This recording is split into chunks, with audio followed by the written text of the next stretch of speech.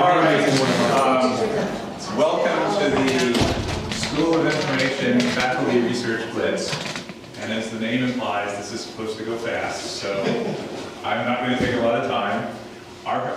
Each speaker will have no more than 5 minutes. I will cut you off.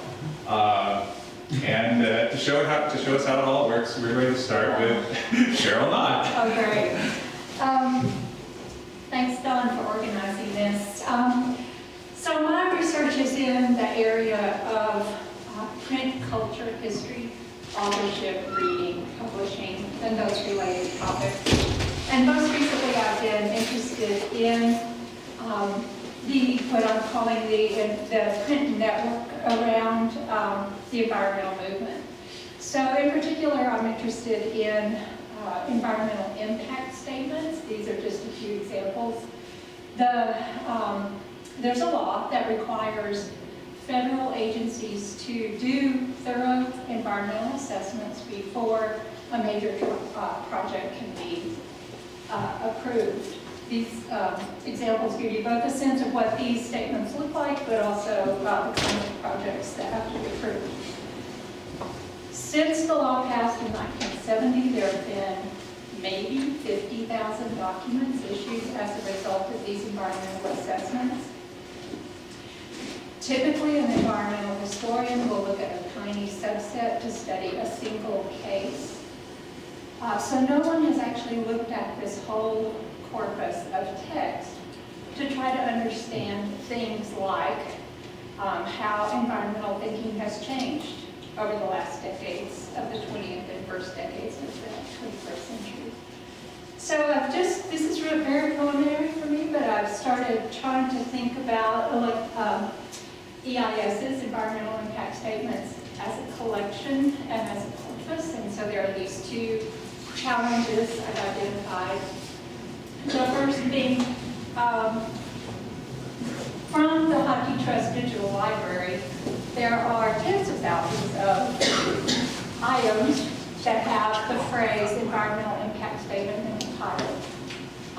But there isn't a good, consistent, accurate set of metadata describing these, so that I can't tell easily from the metadata, or even from the search system's features, which of these, 30,000 are actually draft impact statements, which are final impact statements, and which are like manuals and handbooks for how to write an environmental impact statement.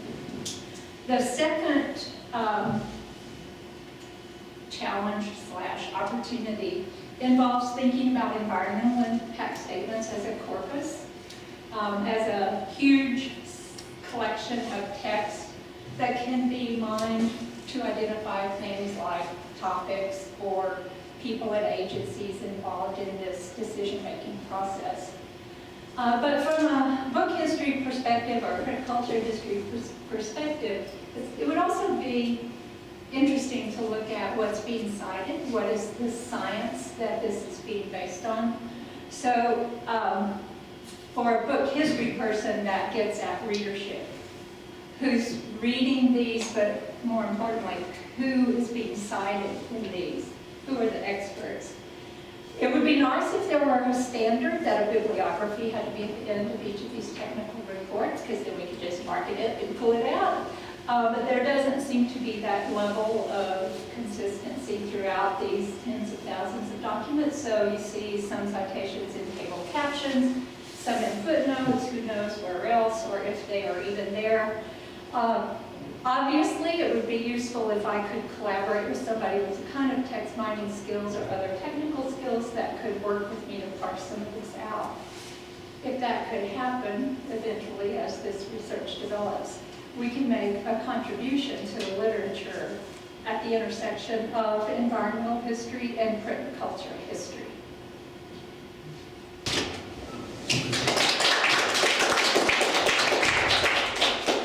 Is that clicker if you want to? I was hoping you would say that. Okay, so I'm Clay Morrison, and I am faculty in the School of Information. But Let's see, so I do work in machine learning and artificial intelligence, and a central theme of my work is an interest in bridging this gap between models that are very structured, and particularly that try to capture information relationships that, for example, working scientists might care about, or that the kinds of semantics that humans are typically thinking about when they go to understand a situation, and marry that with machine learning techniques and particularly probabilistic modeling, that is trying to represent uncertainty because data is oftentimes very noisy, and come up with a way of combining those two so that the techniques are not just learning how to classify something or how to predict, but it can actually be interpretable, can be explainable, explain themselves. I have a number of different projects that are going on, but I'll give this one a little more detail just as an example of this kind of application. I've got this picture up here. The big take-home thing, if you haven't seen a graphical model, is just the idea that each of these nodes is representing some quantity or some aspect of the world that might vary, and we're really interested in capturing the relationships between them and so forth. So what we have here is a picture of a crater that was taken by the HiRISE camera that orbits Mars. And there's a lot of interest in planetary scientists in being able to understand about the structure of this crater. And so we take this kind of technique and we provide a bunch of background knowledge about geologic process. I shouldn't say geo because that's Earth specific, but I'm actually not sure what the proper term is. But this is a crater, there's a process that forms this crater. You know, something very large comes in and impacts, there's a lot of energy given out, and we know some general things about, you know, given a certain amount of energy, how deep this is going to be, how wide it's going to be, the edges, depending on the context of the ground around it. Then you've got the actual data, which is just this image. It's just pixels. There's nothing, you know, inherently interpreted for you. And combining these, if we come with the assumption that there is this underlying space of possible crater shapes, and if we know something, for example, about where the sun is and the time at which the picture was taken, now things that show up in the pixels that normally would be considered noise, like the shadows, actually become evidence for the structure. And so we're able to use this information and these techniques to then combine them to come up with the best explanation for what we're seeing, or we're trying to seek the best explanation. What's the goal of this? Now we can do large surveys of the Mars surface, and the models that we're extracting and estimating here are something that the planetary geologists can actually interpret and understand, rather than just saying, oh yeah, there's a crater there. I have lots of other applications of this general kind of theme. Another example that's relatively new is in neurobiology. There's a lot of interest in being able to put probes into the brain and understand what's going on in neural activity, but you don't know where the neurons are, or even how many are involved in interacting with each other. And so again, we're using similar kinds of techniques, in this case, in the time domain, to pick apart from this very noisy signal, how many neurons are there, how are they interacting, and so on. And finally, I'll finish with a project that I have ongoing right now, which is a lot of fun, and a very different kind of application area than I've worked in the past, which is we're building a system that, well, ultimately is aimed at trying to do jazz improvisation. All right, and this is actually embedded in a background where the interest is in trying to get computers more natural to interact with. Jazz and music happens to be the domain, but we're interested in questions about how can we get the computer to hear the musical structure that a musician hears. And then based on that, how can it make decisions to respond in a way that's meaningful, where the end goal is to, you know, if a musician sits down, how many of you have heard of trading fours? This is a kind of music game. Nobody's heard of this? So it's very popular in jazz. The idea is that one musician will play 4 measures of music and then another musician will respond.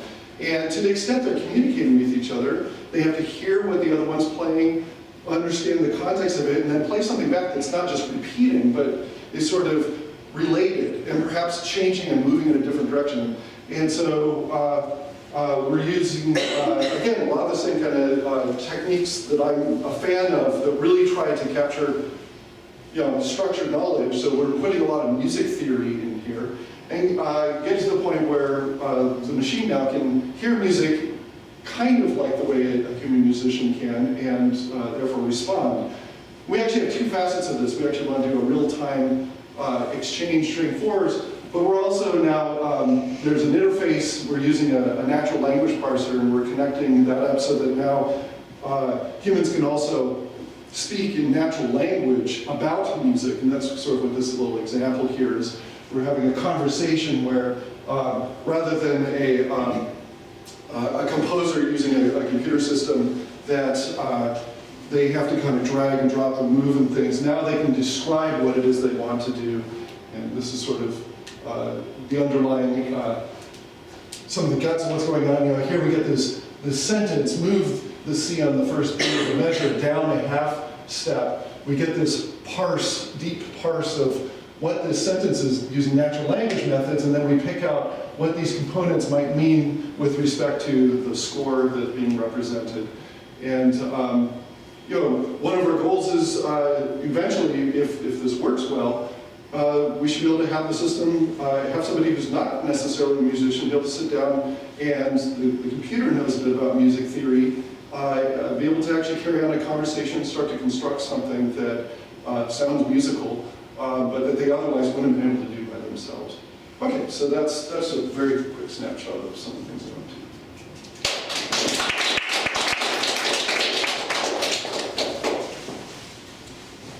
Okay, Martin's not here, but it's going to be as if you were here.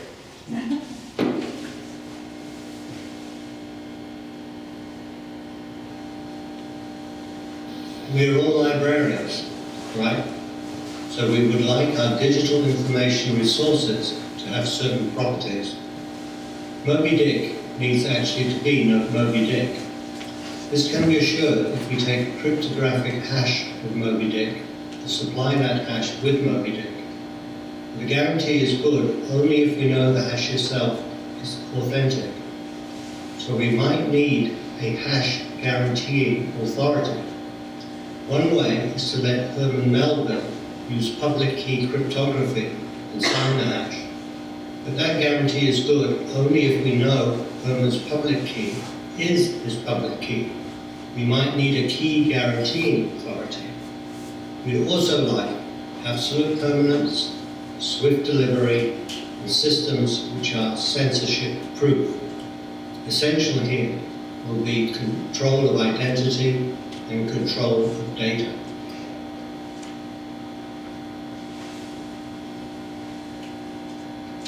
Bitcoin-style blockchains are authoritative distributed ledgers. Conceptually and logically, blockchain is a single, write once, unchangeable ledger. Physically though, there are many copies, typically 10,000 live copies distributed across the web. This means that to all practical intents and purposes, its content is permanent. We're going to use content-based addressing or indexing. That is, the hashes are going to be used to retrieve. In a case like Moby Dick, Moby is going to be split into chunks, each with their own hashes, and the chunks will be retrieved using their hashes. BitTorrent can deliver those chunks swiftly anyway. BitTorrent delivery seems to be unstoppable. You may worry, what if some chunks go missing? Well, Herman is going to use something like Filecoin. He can enter into a smart contract that will keep as many copies of the chunks as he wishes, distributed all over the place. Libraries can also do this. Everything is sweet, apart from one thing, Herman's public key. We could, of course, drop Herman altogether and just use his public key as his identifier. But no one can remember public keys, and typos would be disastrous. So we're stuck. We seem to need a trusted central authority to tell us what Herman's public key is. Of course, folk who work in this area regard the notion of a trusted central authority as being a contradiction in terms. Also, Herman needs to own Herman's public key. So, we do not seem to be able to have human readable names, ownership of those names, and no central authority. This conundrum is known as Zuko's triangle, and it was believed to be insoluble. Actually, it has been solved. Herman writes his name and the public key that he likes in a or the blockchain. The first Herman to get there is Herman. Once there is a Herman, another Herman is going to have to be Herman 2 or Herman 93. It's just like those usernames that we are all familiar with. Herman then will have complete control of his public key and can change it at will. No one else can change it, and everyone can find out what the authoritative public key is. It turns out that a blockchain needs to have a certain heft to it. Blockchain software is open source, so any of us here could run a blockchain on our laptops here and now. So any of you could register Herman's name and his public key, but that would be vulnerable. We want 10,000 or more folk to be running the same blockchain software. We want to piggyback off strong blockchains. And there's a way of doing that using what's called virtual chains. These just insert crucial information into, say, the Bitcoin blockchain. One approach to all this is a startup called Blockstack. What Blockstack aims to do is to give the user complete control of their identity and their files, i.e. their data. There will be no centrally stored data, password, identities, etc. That is basically what I'm working on.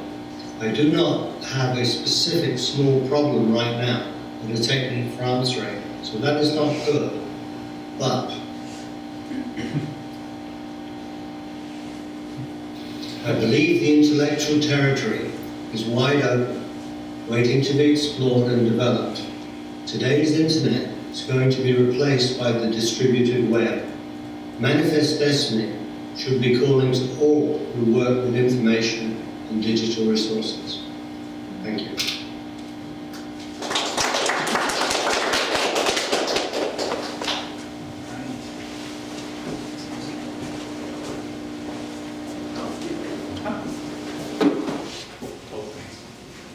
All right.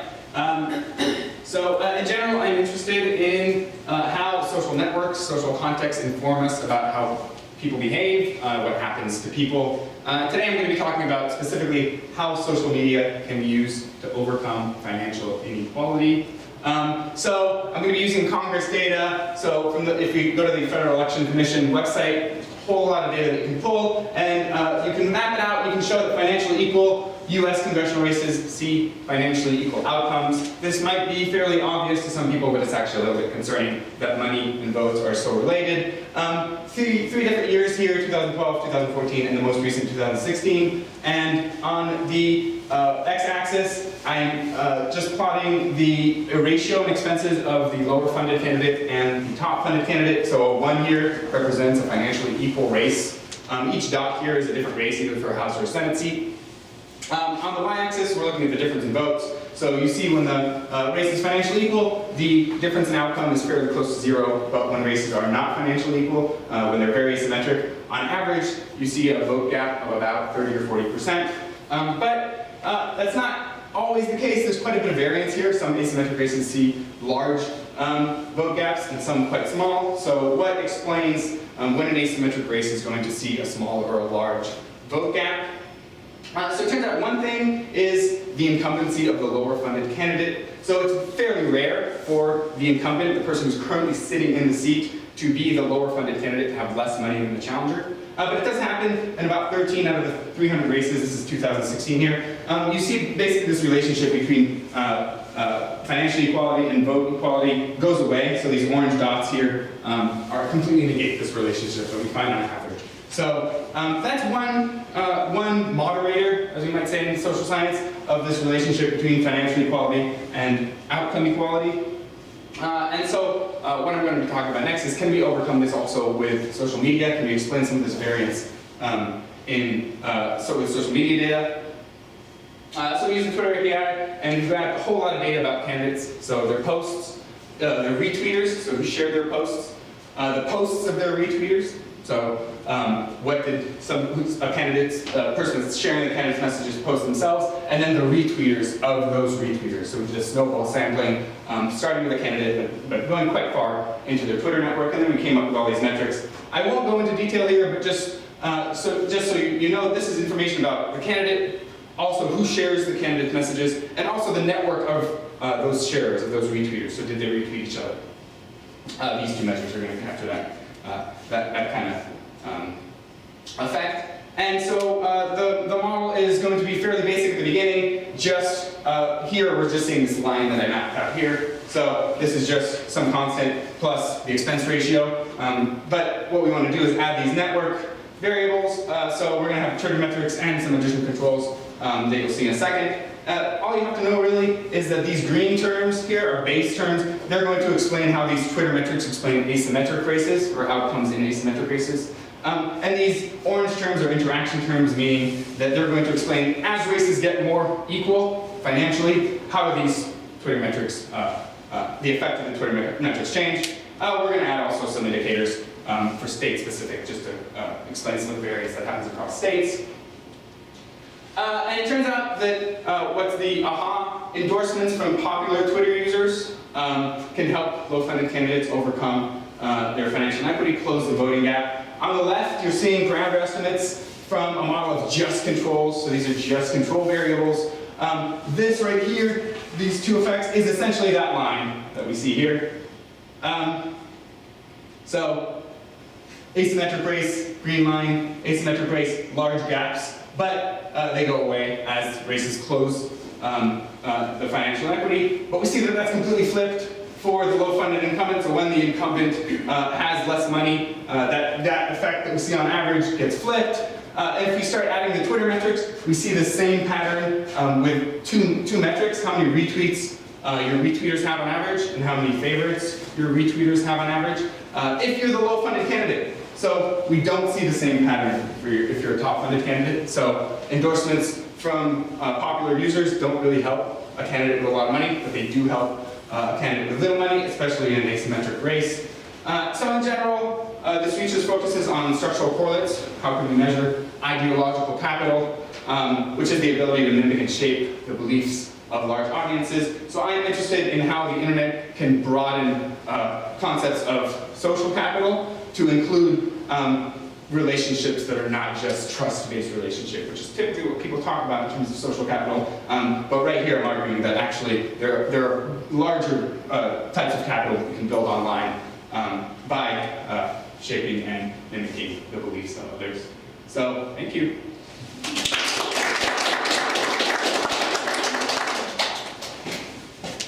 Thank you. So, I do research in what's known as social epistemology. Now, epistemology is an area of philosophy that studies what knowledge is and how people acquire it. And so basically what a social epistemologist does is just study specifically the issue of the acquisition of knowledge in a social context. So for example, acquiring knowledge by what somebody else tells you, either in person or over the phone, or acquiring knowledge from a book that you got out of the library, or most common these days, acquiring knowledge by accessing the internet.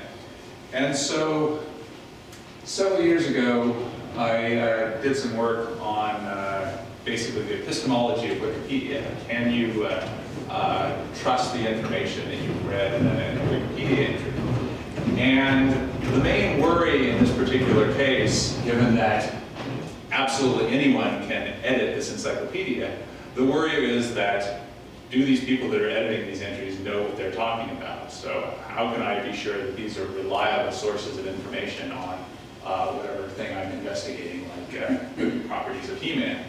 But in addition to the issue of the people that people not knowing what they're talking about, the fact that anyone can edit it means that people who are out there who actually want to mislead us can also go into Wikipedia and input misleading information like Skeletor is doing here. And I've gotten sort of interested in this specific issue, basically what I call the issue of epistemic adversaries. And so I call the whole project adversarial epistemology.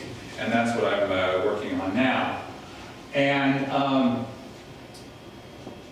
what I got interested in is to try and figure out, try and understand the various different ways that other people might try to deceive us, so that the idea being that if we understand what the different threats are, we'll be in a better position to protect ourselves.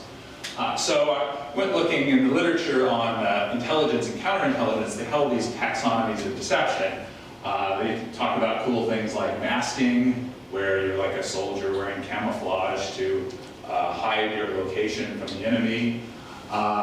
There's mimicking, where you wear some sort of disguise, not just to hide your identity or your location, but in order to give somebody a particular false belief. So, for example, Han Solo and Luke Skywalker had to convince the people in the Death Star that they were actually stormtroopers, that they had a legitimate reason to go to the detention block so they could rescue Princess Leia. But in addition, there's cases where you want to hide your location, and perfect masking is not a possibility, so people engage in what's called dazzling. So an example of this is during World War II, if a plane would carry these strips of aluminum foil, basically, and if they were going over a radar installation, they would throw out these strips of aluminum foil, and then what would show up on the radar screens are all these blips instead of just the one blip identifying where the plane is, and that way they could not totally hide where they were located, but at least confuse the radar operators. And so my project as an epistemologist is to try to understand various questions about how these different techniques work. And in particular, what I'm working on now is what is it that these different techniques have in common such that they're all forms of deception? And in addition, what is it that distinguishes these different techniques such that they count as actually different forms of deception? And you can represent people's credences. If they have three hypotheses, you can represent their credences on a triangle like this, where each point of the triangle indicates being absolutely sure that the soldier's in this location, the soldier's in this location, the soldier's in this other location.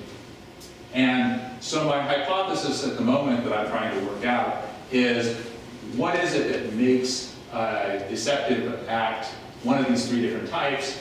And the hypothesis is, you're engaged in mimicking if you're intending to push somebody's credences all toward one particular false hypothesis, like that. You're engaged in masking if you're trying to keep somebody's credences exactly where they started out. And for you information scientists in the crowd, you're engaged in dazzling if you're trying to maximize the entropy of the agent's credences, to make sure that their credences over the true possibilities and the false possibilities are as evenly spread as possible. So that's the game. Thanks very much. All right, so Stephen.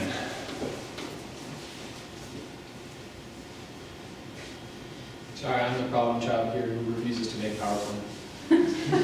I'll still let you use the clicker though. Does it work? Yeah, it works on it. Oh, did it not go over the?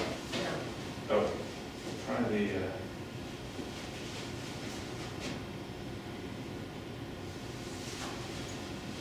All right. No problem that I thought you were going to be.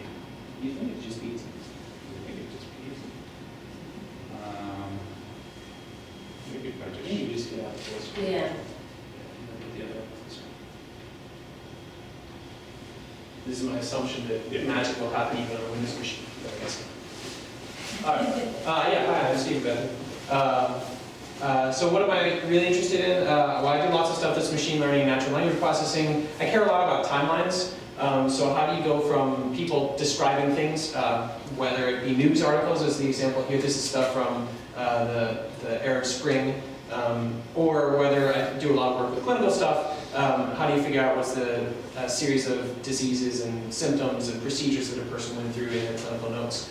And that's typically written in text. So even in the electronic health record, most of the information you would care about the sequence of diseases is actually written in doctor's notes text, like normal narrative, and not in some sort of structured data. So how do we go from text to, well, some beautiful interactive timeline? I don't do the visualization stuff, but lots of people make beautiful timelines if they just have the structured data from which they can do it. This is a really cool one from The Guardian for the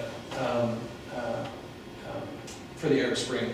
But again, that's all done by hand, right? So someone manually figures out what all the events are, all the times are, and puts that on there. What I would love to do is essentially automate that so that you could get the text and automatically generate whatever knowledge you need to generate the beautiful visualization that someone other than me will create.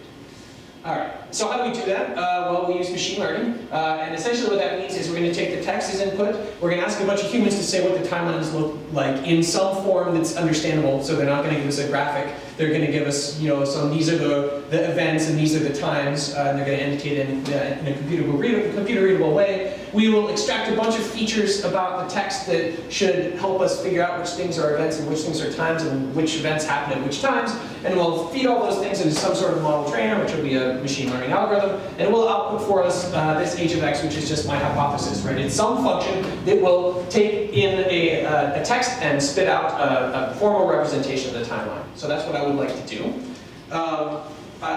There's lots of pieces of that task. I will talk a little bit about one specific one, which is how do we figure out what a time expression means? Now, this may seem kind of boring to you because you know what Mondays and Fridays next January is. That's every Monday and every Friday in January of 2019, right? Because the last January already passed, so the next one is the one in 2019. But the computer doesn't have anything like that here, right? What we want to be able to do is actually plot out, here's the first second of the first piece of this interval, the second of the second of this piece of the interval, and somehow we have to translate this into a form that the machine can understand. So what do? We have a particular scheme that associates with each word in the text a temporal operator that tells you exactly what that means. So for example, Mondays is a day of a week that's of type Monday, which formally means every Monday interval on a calendar. So you could sort of imagine if I handed you a calendar, you could highlight all of the intervals that corresponded to Mondays, right? Same thing with Fridays, same thing with Januaries, right? So January actually represents every January because we don't know which one it is yet. So to identify these in text, we have a deep neural network that basically looks for things that look like time expressions, pieces of time expressions to say, oh yeah, this is a day of the week.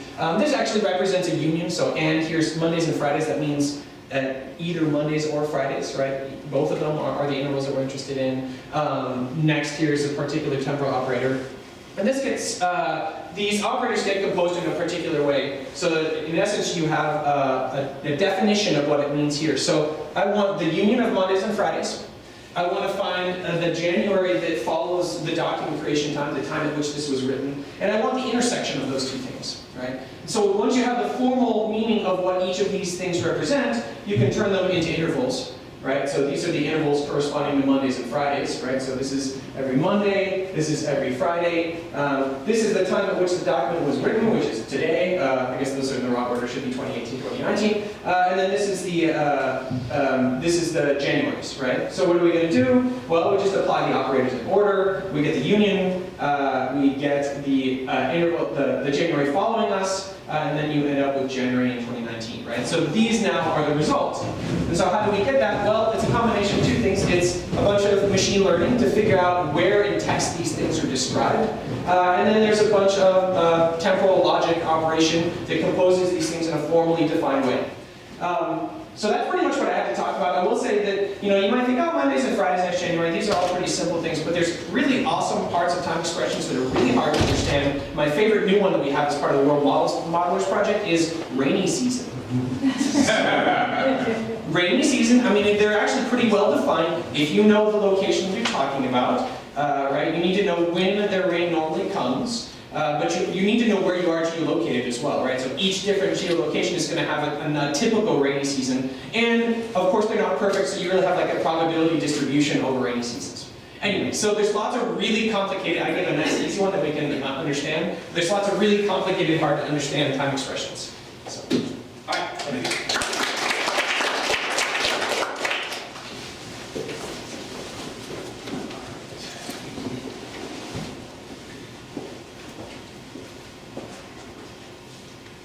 Next.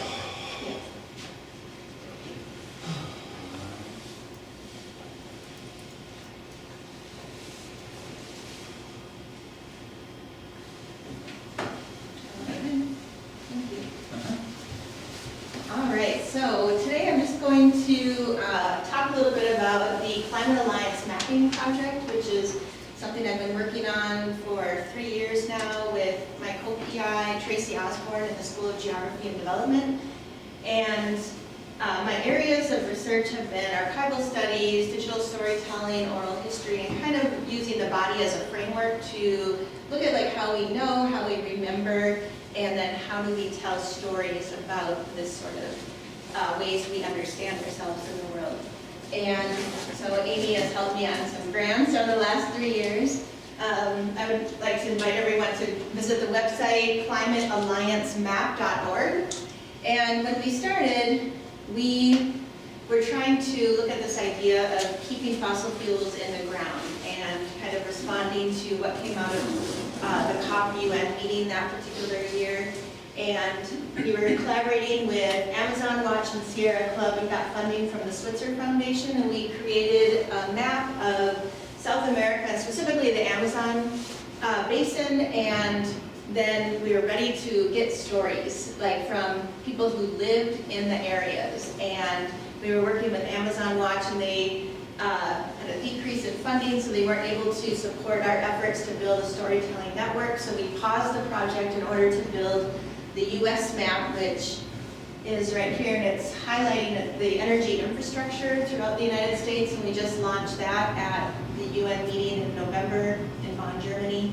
And so it has oil spills, all the different pipelines through the US, and looking at like Bureau of Indian Lands and also federal lands. And it's all ways we can toggle things on and off with the different layers. And then we have the layer of crowdsourced storytelling, which when we click over here, share your story, you're able to upload your own digital story of the space. You can use, your own mobile device and geolocation with that, or you can type in your area. But we're right now building a storytelling network through the US and making connections through South America, and also in conversation with people in Canada who are working with the murdered and missing Indigenous women and looking at the spaces they call man camps that are also linked to like oil pipeline production, and looking at that as a way to include a layer of another human element. We're trying to show kind of the infrastructure, that it's not just specifically the materials that are going into creating our energy production, but also looking at the ways that the humans are impacted by it. And so being a former documentary filmmaker for many years, and the work on Green Green Water, really looking at the ways that our lived perspectives of the land and how we know our places really does make a difference when we then can synthesize like the scientific stories with